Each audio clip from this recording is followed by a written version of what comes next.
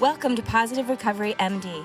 If you're listening, chances are you want to create happiness around you and thrive in your life. We're glad you're here and you've come to the right place. This podcast will inspire and motivate you to not merely survive your recovery journey, we'll give you the tools to build or strengthen your foundation to thrive and flourish in your life. Each week, we'll come together as a community to have authentic conversations around addiction, recovery, and what matters. Growth and progress, not perfection. All while developing positive habits for you to utilize in your life. To learn more, please visit positiverecoverymd.com to sign up to receive the daily positive interventions that we'll review, as well as gain access to exclusive Positive Recovery content available only to Positive Recovery MD listeners. All right, let's get started.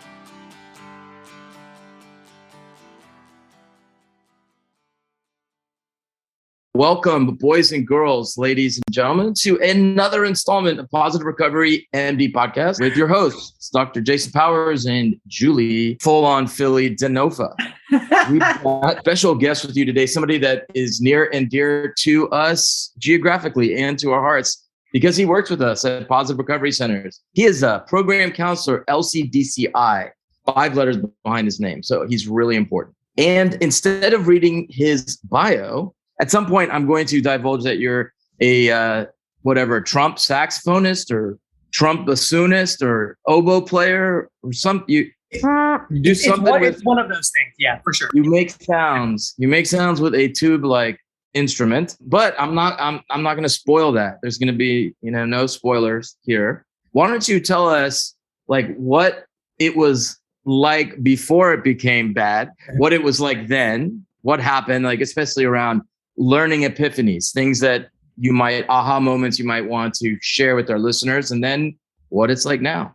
Well, the beautiful thing is those aha moments, they continually happen and they're happening in greater frequency, just being in, the space and the lifestyle that I'm in right now. But so where it all started is, I always say, I've never told my story before, and I always kind of wondered what it would start off like. So whenever I kind of thought about it in my head, it's always started the same way. I'm like, there was no textbook reason why things should have turned out the way that they did. There was no, I grew up in near Katy, Texas. I grew up with 2 loving parents who were both, I have to put them out here because, I feel like it's really cool, but they were both virgins when they met. Neither one of them drink or smoke. You know what I mean? My mother has actually never consumed a full alcoholic beverage, which blows my mind. It doesn't make sense to me.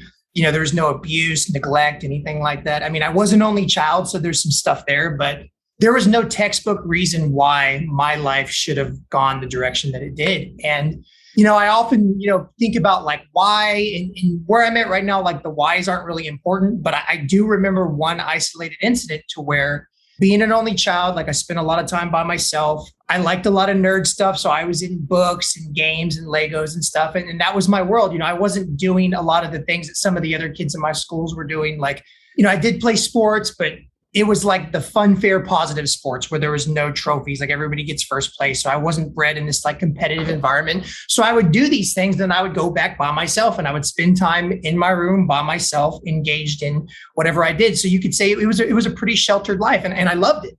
I didn't know anything else. And so what I started to learn is the older I got, especially in elementary school, I started to notice that I wasn't really understanding some of the things that the other kids were doing. I didn't really get the way that they socialized. I wasn't getting friends. I had some few people that I hung out with, but I noticed there were these groups of people that did things went skating and I didn't understand it. And so I remember in 5th grade, I was at recess and I was obsessed with Power Rangers. I loved Power Rangers. Power Rangers was really big.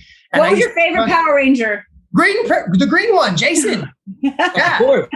Yeah, Jason. Wait, and I remember his name was Jason?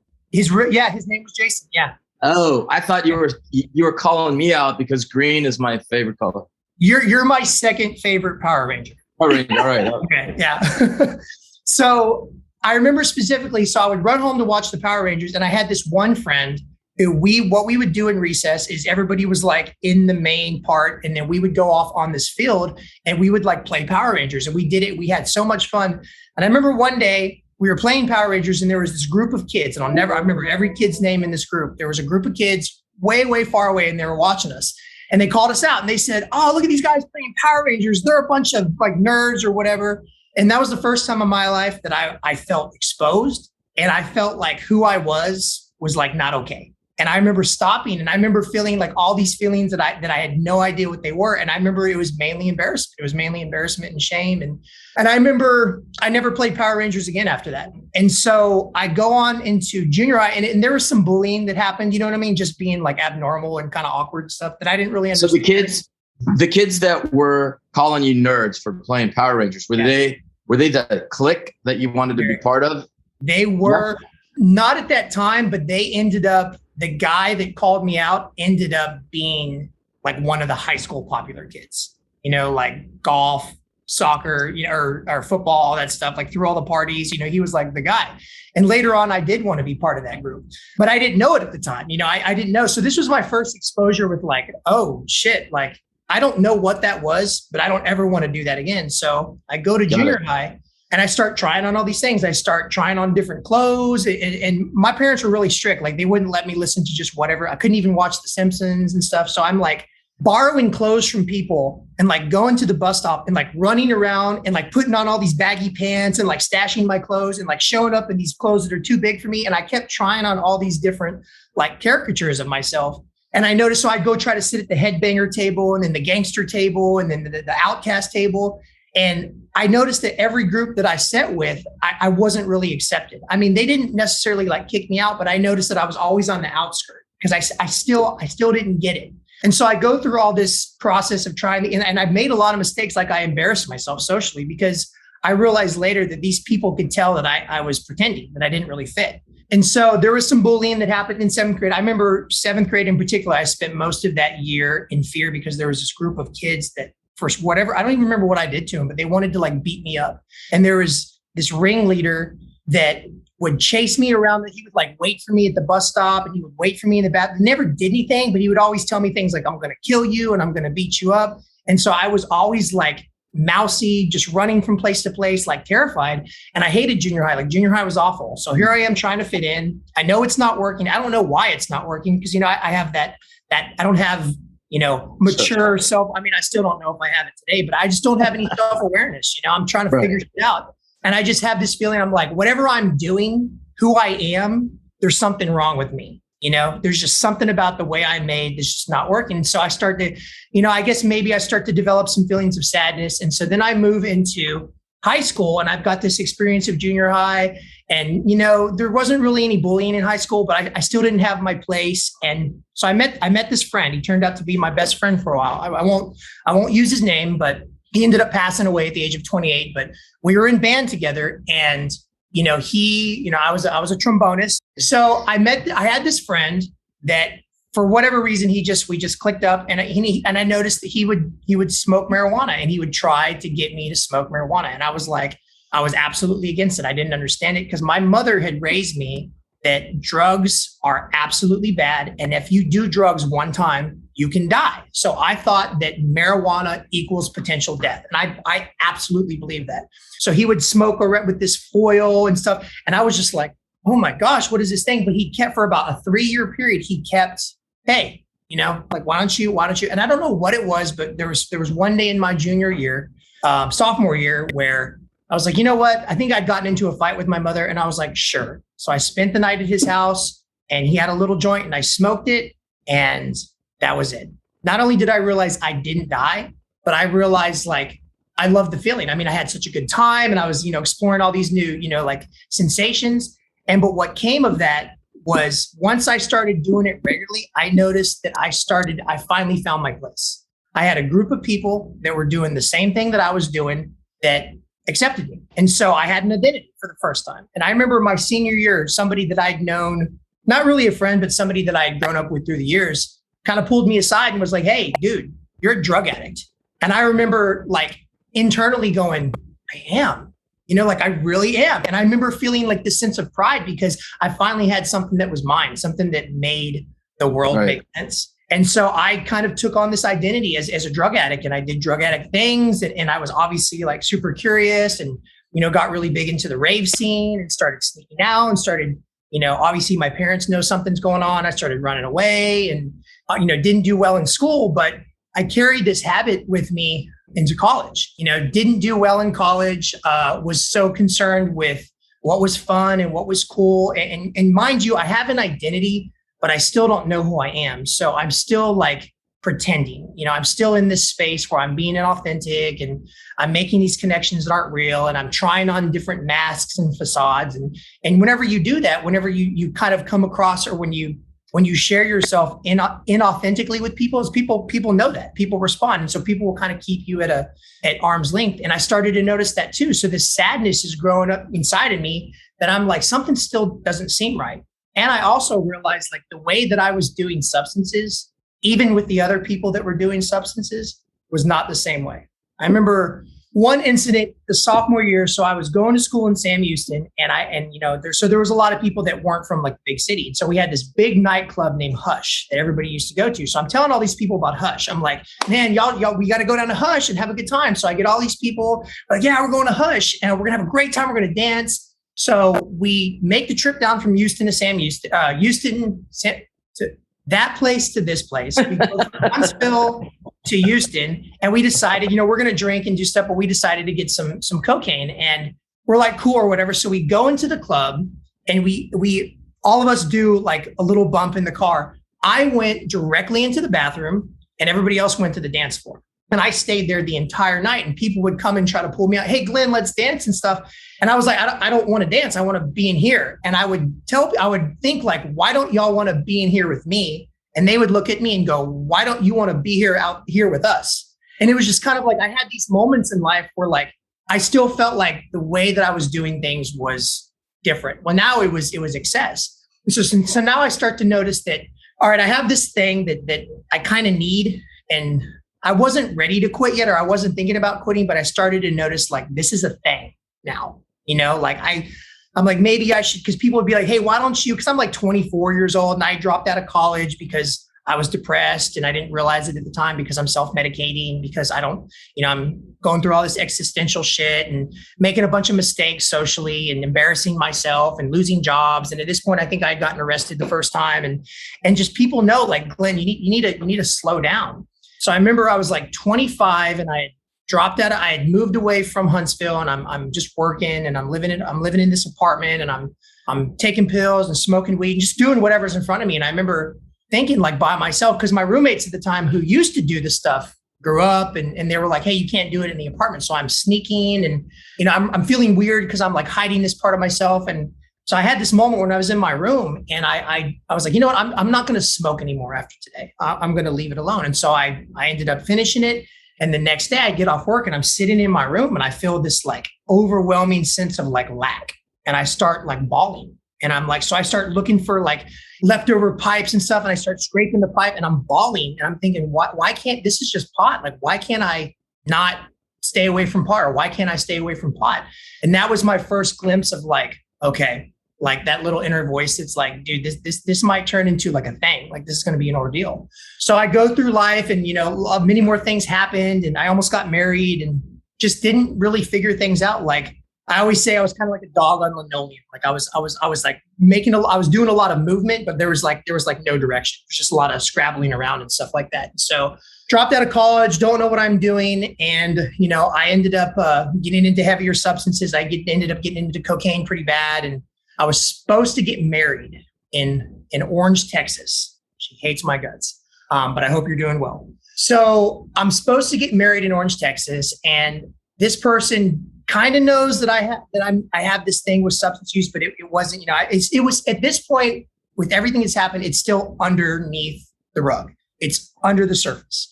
So I'm supposed to get married. I've decided to re-enroll in school because we said we're both going to finish our bachelor's, and so I'm living with this person that I just kind of like, I got in trouble at home. I lost a job, and I kind of just absorbed this person's life. She's like, come stay with me. And then we got together, and we were supposed to get married, and we were together for a couple years, and I'm just doing substances and losing jobs and whatever. And we were supposed to get married, and we were both driving to U of H to finish night classes. And I remember it was like a Thursday. I was driving in my 98 Dodge Ram, and my thing was I would get a half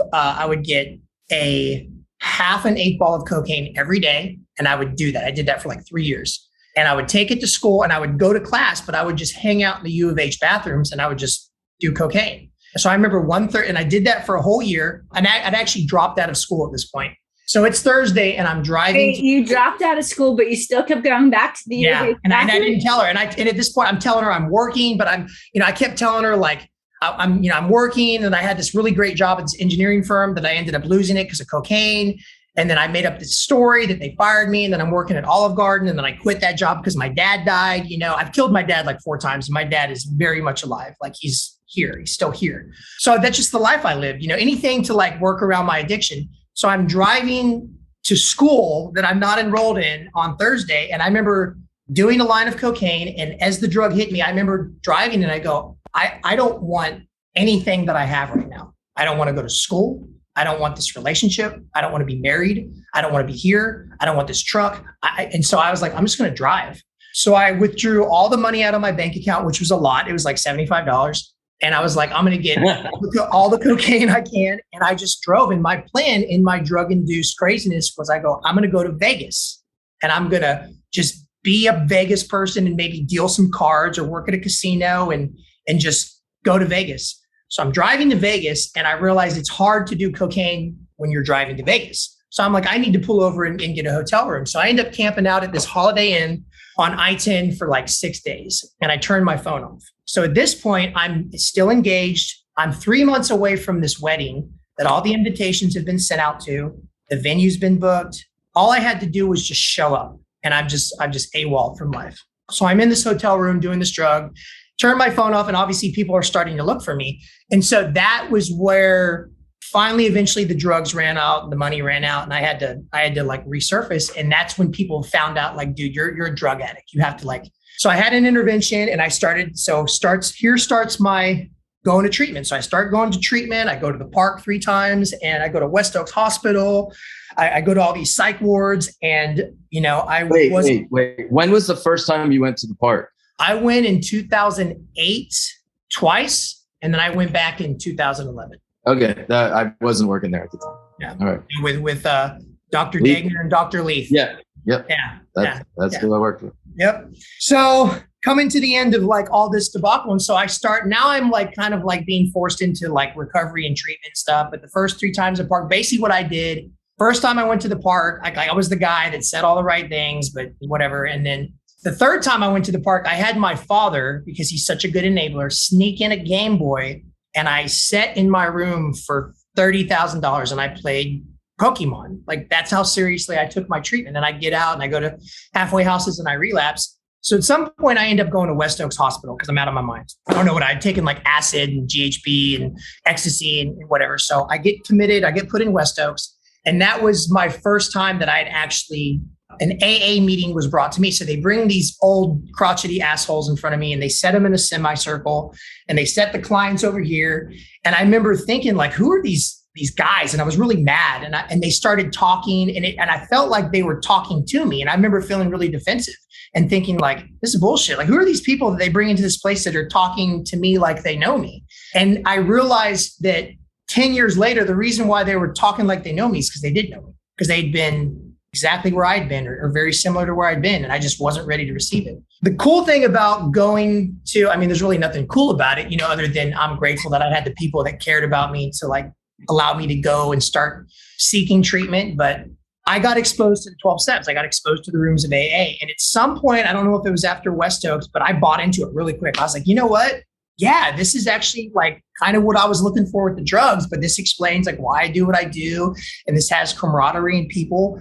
So I'm sober, right? So I'd gotten out of the park in 2011. So I'm sober, but I'm in it for the wrong reasons. I was doing it for a relationship. And so who was a rehab romance. So destined for success. Like we were going to make it. So I'm in this relationship with this girl that I met in treatment and I'm sober. I'm working the steps. I'm going to meetings, but like, I still didn't know myself. So I'm still moving through life inauthentically. And I had this image of myself. I didn't put this image until later, but I would go into these meetings and I'd be like, hey, what's up, guys? You know what I mean? Like I was that guy. I was very like, kind of like I was performing. And I noticed that I still wasn't making connections. Like I wasn't it seemed like I wasn't able to achieve the things that some of these other people had. So I conjured up this image of this like one man, you know, that one man band that has like the tuba and the bass drum. And he's like on stage by himself. And he's like, hey, look at me, look at me, look at me. And nobody's paying attention to him. Like that's how I was moving through recovery because I wasn't ready. And I didn't know I wasn't ready. So inevitably the relationship ends because I can't stay sober. And this person is actually still sober to this day. And I fell off, you know, and I started doing cocaine again. But I knew it's like they say, like once you get exposed to AA and recovery, it kind of ruins it for you. But I stayed out for a while, you know, and I would get off the cocaine, but I had no recovery.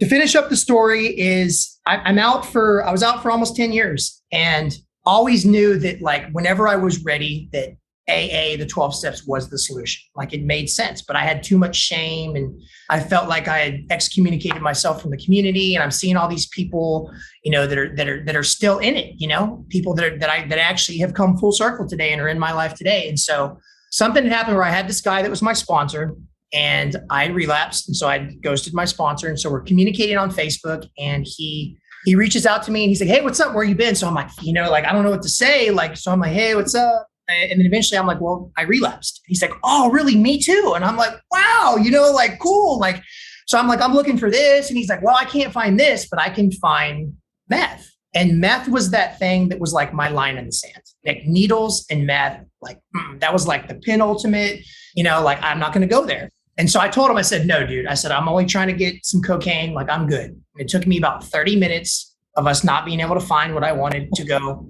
okay, let's do some meth. So we do this meth. And I remember I had this big idea about what meth was. It was this monster. And so I had abused a lot of like Adderall and Vyvanse and Concerta and methylphenidate and all that shit in high school. So my brain neurologically was already kind of primed for meth, but I didn't realize it at the time. So whenever I did it, it wasn't what I expected. It was not like cocaine and it was very subtle. So I did it and I put it down. I go, you know what? That wasn't that bad. I could probably never do that substance again. And I didn't touch it for 2 months. And then something happened because I'm not in any kind of recovery and I'm sitting there by myself. And I think one day I'm like, got nothing going on. Let me try it again. So here starts this very, very long journey with methamphetamine. And it was awful.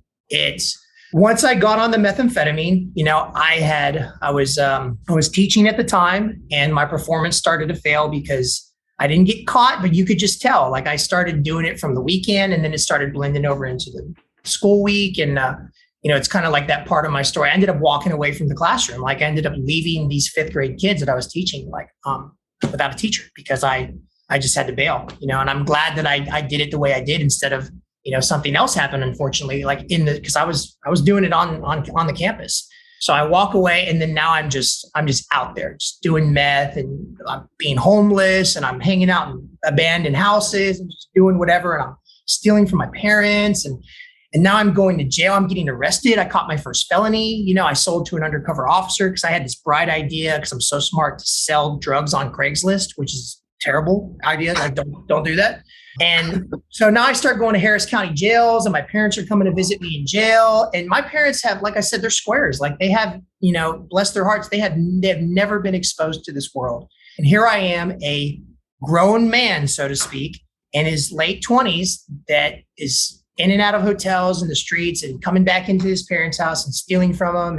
And at one point I had almost lost my dad's job because I dabbled into his corporate account and he had to like go to his boss and plead his case. And my dad had like a really good oil and gas job and thank God he didn't lose it. But that's the kind of shit that I was doing to the people around me and even people outside of my family. So in starts this long process where I'm like in the legal system now and I'm on probation and I'm testing positive for meth because I'm not staying clean, you know, but there was something really cool that happened in this space that leads me to where I'm at today. So I ended up having to go to this TDC program called Safe P, and I ended up going twice. And so I knew Safe P was kind of like prison. So I was really, really scared. I'd been to jail in Harris County, you know, so I was used to that. But now I'm like TDC, like the prison people, like I was like, am I going to get stabbed? Am I going to get raped? Like what's going to happen? I have no idea what's going to happen. So I go there and I'm like really, really quiet. I'm scared to death. So I spent a long time just observing. And that was the first time that I had done that because I'm usually the guy that I like to get in the mix and I like to speak up because I'm performing. And so I started to have this awareness about things. And I started to kind of figure out like what I wanted in my life. And I was like, I don't want to be this guy that I've been. I don't want to be this fake imposter performing clown, because it was just, my life has been a clown show. Somebody took note of me. So there was this white supremacist guy that for some reason, he took a liking to me, and he would come up to me and he'd be like, why don't you talk? I'm like, I don't want to talk to you, man. I don't want to join your gang, dude. He's like, I'm not asking you to join a gang. Like, I just want to know like what you're about. And I was like, whatever. I don't want your protection, just stupid. So he saw something in me and he kept poking it. So we had process group in the safety. And one day I had to kind of share like while I was here. And so I spoke up. So he comes up to me afterwards and he's like, hey, we're supposed to be doing evening peer-led groups, but nobody's doing it because nobody gives a shit, And it was true. Like nobody wanted to be there. It was a very hard place to be.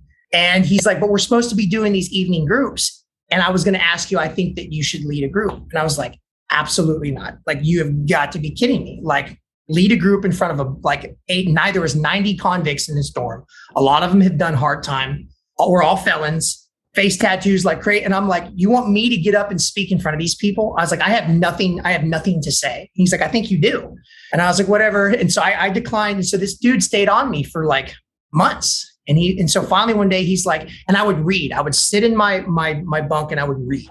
I'd read because I was desperate to figure out what was wrong with me. I was desperate to figure out why I do the things that I did. And so he noticed that I'm reading. He's like, why don't you get up there and just talk about one of your books? So one day I was like, fine. So I go up, he gets everybody and everybody's screwing around. He's, hey guys, we're going to come in for this group. And everybody's pissed off. Like, what the fuck? You know what I mean? Like we're gambling and stuff and, we're making spreads. So he gets everybody in the common room and sits around and I'm terrified. And he introduces me and he's like, hey, this is Glenn. He's got something to say. And I just start talking. And it was the most amazing thing. The entire room got silent and everybody for an entire hour listened to, I don't even know what I talked about. So I remember somebody came up to me afterwards and was like, dude, you did a really good job, but we couldn't understand because I was nervous. So I was like, blah, blah, blah. I was like bumbling and I was speaking too fast and I wasn't articulating well. And he goes, you did good, but you need to slow down. So thus started this process of like 3 nights a week, I would lead these groups for the dorm that I was in. And it became such a thing because I had all these books and I found out that I actually had a lot to say about life. And I used, that's why I'm so comfortable with self-disclosure as a counselor. You know what I mean? I was like, I know what it's like to be scared, lost, broken, sick. And this is some experience that I want to share with you.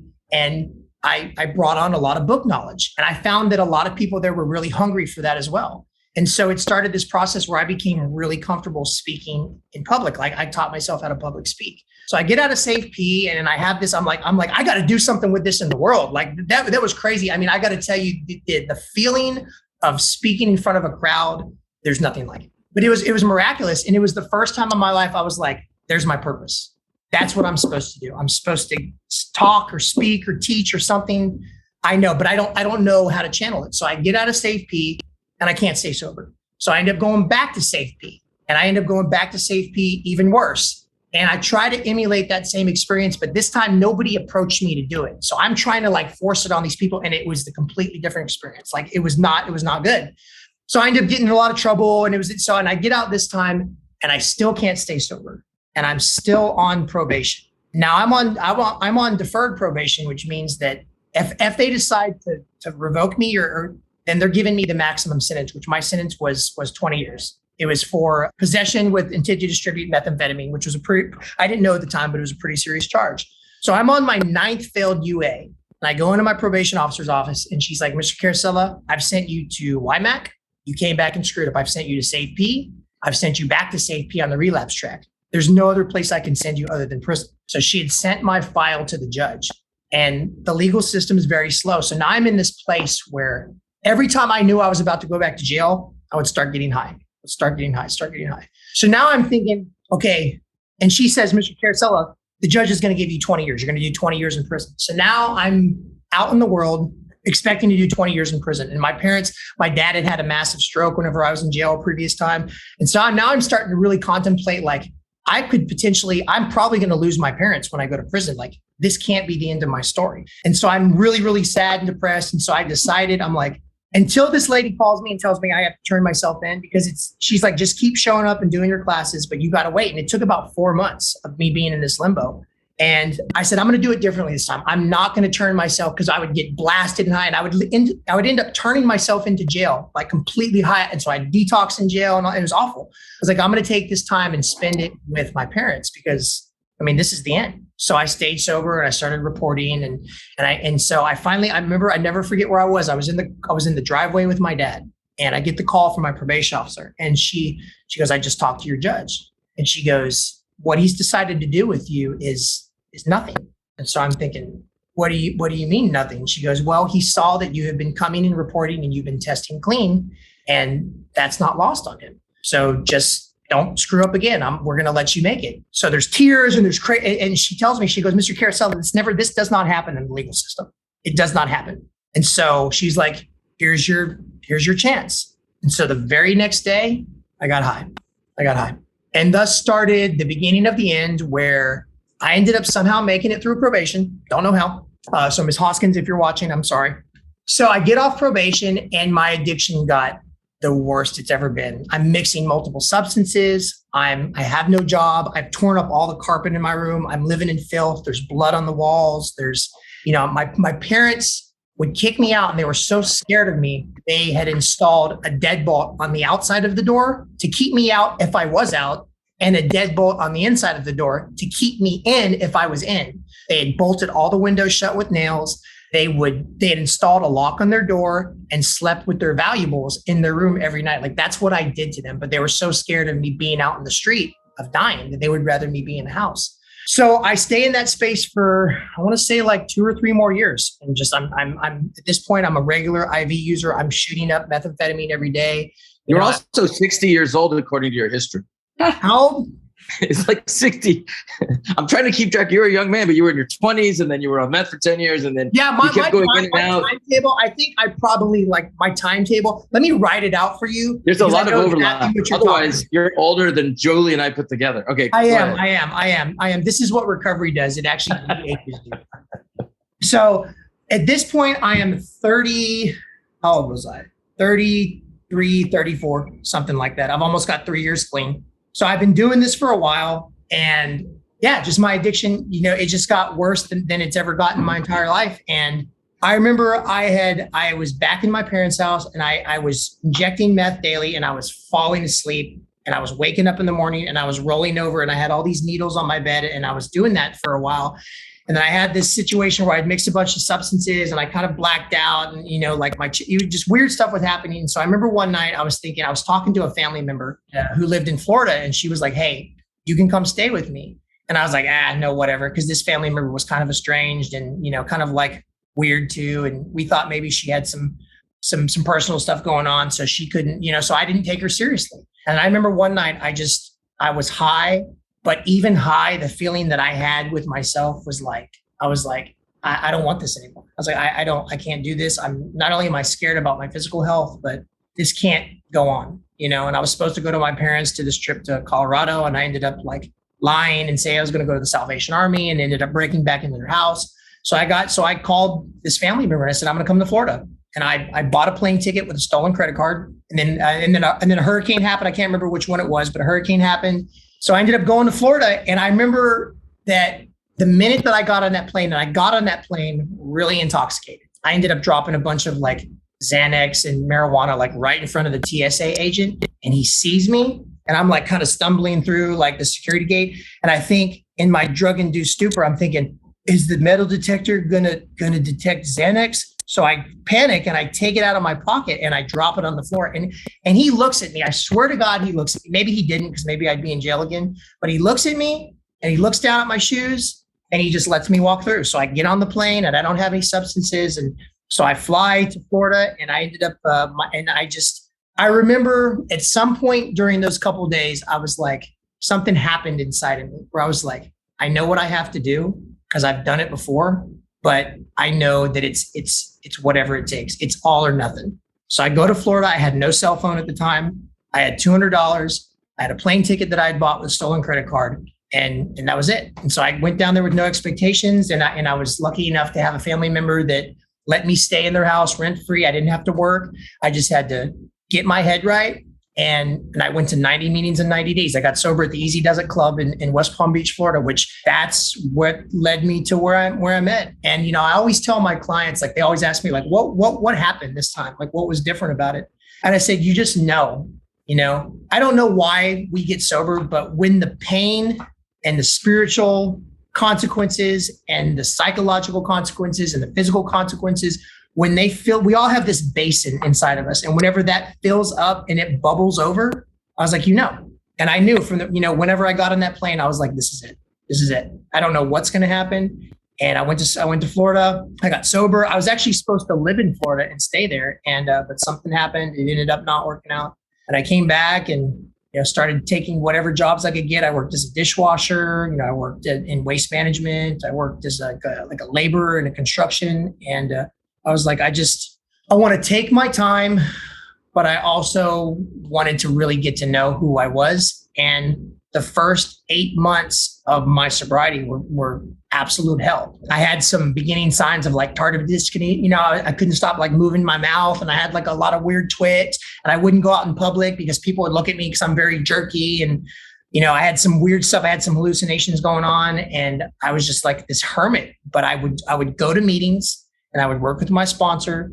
And if that was the only thing right I did, then it was good. And I knew as long as I could just do those things, meeting, call somebody, and go home and not use, then I was good. And the first 8 months were hell. And, you know, fast forward to where I'm at today, you know, I mean, I always knew whenever I had that experience at Save People where I spoke, I was like, I would probably be very happy as a counselor, but that was so unobtainable to me. I was like, I probably got to go back to more school and do this stuff. And so now that I'm sober at about a year, I was like, let me just look up what it takes to be a counselor.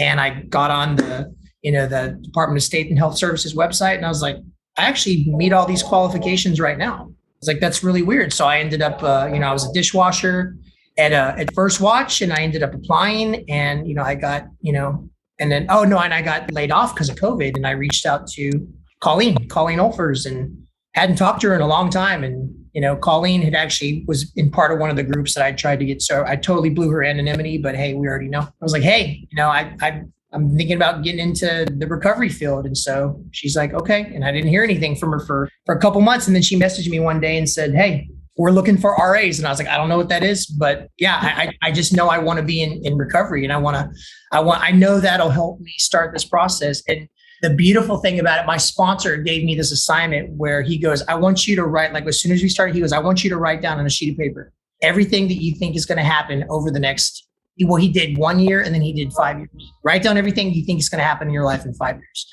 And so I was like, I hope I get a car, because I didn't have a car at this time. My car had been repossessed. I was like, I want to have $500 in the bank account because I couldn't save money. I was like, I want to start rebuilding the trust with my parents.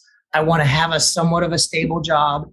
And fast forward to me leading up to me getting that RA job, is we revisited that list, and everything on that list not only had come true, but I had blown past it. I had purchased, you know, a brand new car. You know, I was on track to being a counselor. I was waiting to get my counselor intern status, and just life just made sense. I had great friendships. You know, I had purpose. I'm chairing meetings.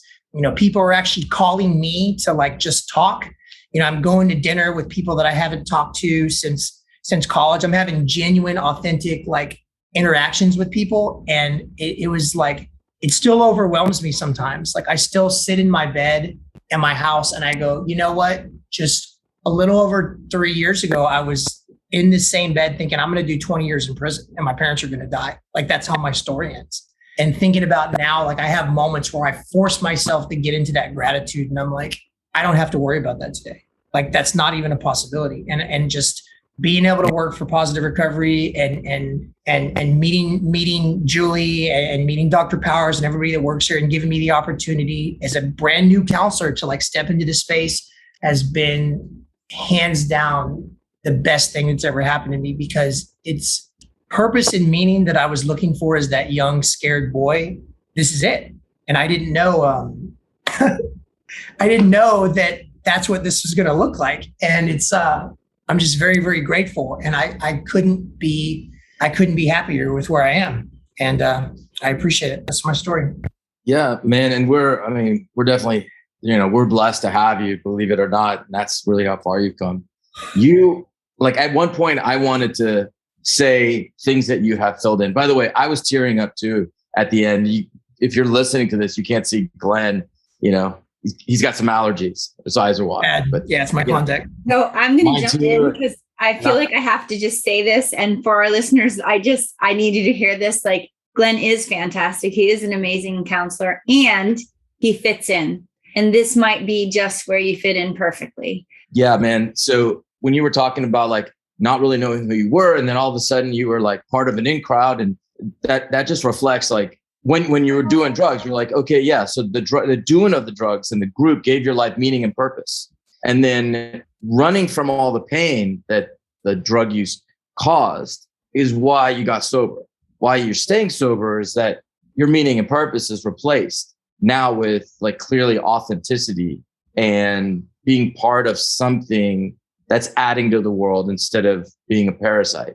So would you say it's like pursuing happiness in the right way? Yeah, absolutely. I mean, clearly, but yeah, absolutely. Where have I seen that before? No, I know. I mean, I feel like I just have to say something as the host, but you did all the talking. You're like an ideal, guest.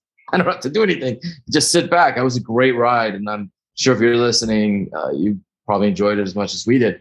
Okay. So let's take it to a lighter fare. Okay. What is your favorite word? Serendipitous. What's your least favorite word? Goblin. All right. What's your favorite sound? A fart. What's your least favorite sound? My mother at 6 a.m. in the morning. Have you ever been in a Tesla before? No. Okay. I've got to take you in it. It farts on command.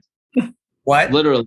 It will fart on command, and there's a whoopee cushion. It's like gas emissions. And you could put it on any of the passenger seats, and you either push a button and it gives you like a laundry list of what type of fart that it makes.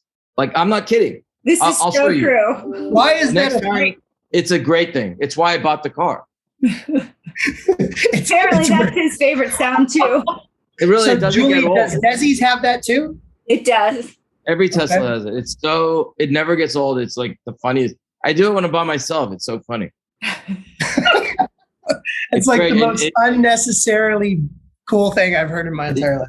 Totally. Right on. So if you could have done some other vocation than what you're doing now, what do you think you would have loved to have a stab at? College professor, for sure. And what profession do you think you would loathe doing? Attorney or or a surgeon? Mm-hmm. So I have to follow up the professor question. What type of professor? Because that's a big range. Like what would you like to teach? Philosophy, psychology, something that has to do with the mind, probably either developmental or because I'm fascinated with the progression of how we develop in the critical period or cognition, because I feel like cognition translates into neuroscience because I feel like that is it. That's the field. That's how you make sense of things. So you have to read some Paul Bloom stuff. He's a Yale developmental psychologist. He's like the greatest. Okay. I mean, yeah, you'll love it. Paul Bloom. You'll dig it. All right. Assuming there's a God, when you die, what words do you want to hear coming out of God's mouth? How long have you been standing there? Like I'm just like waiting awkwardly. Like somehow I missed the email to get into heaven, and like people are and I'm just literally there for like 47 years. And he's like, "Hey, what are you doing here?" And I'm like, 47. He's like, "Well, forever." Like fucking exactly. Forever. Yes. Like I haven't never not been here, by the way. Okay, Julie, take us out. So we're going to roll right into this. And I think this is like a perfect positive intervention for this group, for sure. I'm going to start with a quote from Leo Buscaglia. When you get to the end of your rope, tie a knot and hang on and swing. Humor and laughter are good medicine. Physicians in ancient Greece believed illness actually resulted from an imbalance of internal fluids they called humors. Naturally, they reasoned that restoring these humors to proper balance created optimal health. Humor frees up some space from one's reaction to the bad stuff with a playful perspective and transforming it into less bad stuff. Perhaps a Yiddish proverb, words, humors, healings, powers best. What soap is to the body, laughter is to the soul. It is no surprise that laughing helps decrease pain and stress hormones and allows people to make light of, even survive the darkest times. Humor and the funniness became synonymous over time. Laughing and amusement were that important to health. Some things are definitely not laughing matters, but humor and laughter are often good medicine. So today's positive intervention was to plan on seeing a funny movie, going to a funny play, reading a funny book, talking about funny fart sounds in a Tesla, or watching a funny TV show. Do it today if you have time. Otherwise, plan to do it within the next 3 days. Be mindful of how you feel in anticipation of what you planned, and see if you can savor the reward in looking forward to the experience. So Glenn, when we gave you this PI and you kind of had to think about something to do that was kind of like a funny movie, funny play, I imagine it wasn't hard for you to kind of come up with something to do, but what was it that you kind of planned? So my movie, my go-to favorite funny movie, which is also my favorite feel-good movie, is a movie called Scott Pilgrim versus the World with Michael Cera. And it's ridiculously, it's based on a graphic novel or a comic book from the same name. And it's like literally the funniest, nerdiest, like homage to everything that makes sense in my world. And I used to put that movie on in my car whenever I was having a bad day and just listen to it, just listen to the dialogue. Yeah, I've seen that movie like probably 50 times. Okay, so you plan to rewatch this movie. And so in anticipation of what you were doing, like how did you actually savor kind of the reward of looking forward to that experience, even though you've done it over and over again? Well, I mean, after you gave me the positive intervention, like I kind of approached it from a different perspective, instead of like this passive thing, what I did with my hair right there. So instead of this passive thing that I actually went into it with a little bit more intention, and I appreciated it. I'm like, I'm watching this because I'm trying to savor in everything that this movie is, like the essence. And it was kind of cool, instead of like, because I usually would fold laundry or something. Like I actually just sat down and watched it. It was cool. I enjoyed it. Good deal. And everybody finds that, different things funny. So Dr. Powers, when you were doing this positive intervention, what were you kind of looking towards, planning around something fun and funny? So my friends and I growing up, our Scott Pilgrim versus the World movies or genre was Monty Python. We would watch, I've seen Holy Grail and Life of Brian so many times, I could perform it beginning to end. And so there's this Netflix documentary on Monty Python. And I recommended to my buddies that I grew up with to watch it. And the quotes that started coming out it was awesome because I got to share it and just started cracking up because it was like, even though I can once I start seeing the movie, I could do it beginning to end. But there's bits and pieces I couldn't just pick up. And so, things they remember was, awesome. And just remembering watching it with, that movie, those guys were Cambridge and Oxford educated. And, John Cleese is a lawyer. These guys were so subversive to the ruling class and the man, but in the most intelligent way. So somebody, like you guys were intelligent, love it. Cause it wasn't flat out subversive to be subversive. It wasn't like Bob Dylan who did it in his own way. And nor was it like the Three Stooges slapstick, but it was like a combination, right? Like bring out your dead, just filthy.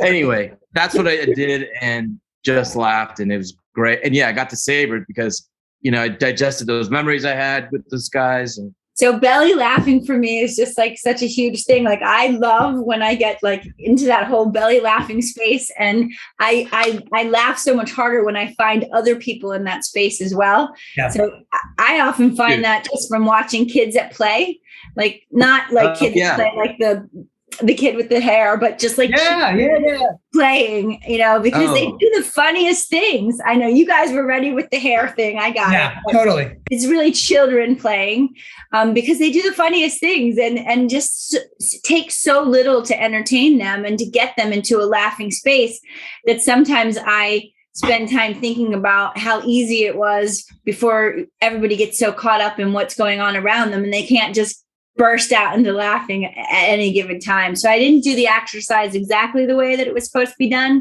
but I found a way to kind of belly laugh and watch other people belly laugh as well. What are you thinking, Dr. Powers? Because you're kind of trying to process through that. Maybe, I don't know. No, I'm thinking how like you're funny. And I was trying to think of like something you said I can't remember, but like you're funny. You're funny too. Like you're pretty funny. And I was thinking like, like I haven't heard too many, like I remember when you belly laugh, because it's not something that I have personally experienced very often. And it is very, very distinct, and it's very, very infectious. I don't know, maybe just because you're in president mode and you don't want to show me that side of your vulnerability. I'm just kidding. We can edit that out. Please don't fire me. Oh, it's okay. Like, it's all good. You're fired. So, for our listeners, I encourage you to belly laugh today. Thanks for being part of our podcast, Glenn. I enjoy working with you immensely. And Dr. Powers, take us out. All right. So another installment. Thank you for joining us. And I hope you guys take care of yourselves and each other. Until next time, goodbye. Thank you for listening to this episode of Positive Recovery MD. Don't forget to visit positiverecoverymd.com to sign up to get your daily positive intervention sent straight to your inbox. Be sure to subscribe to Positive Recovery MD on Apple Podcasts or wherever you listen to your podcasts to receive an automatic download when a new episode drops. And as always, if you or someone you know needs help, visit positiverecovery.com or call 877-4-SOBRIETY, which is 877-476-2743. We are here to help.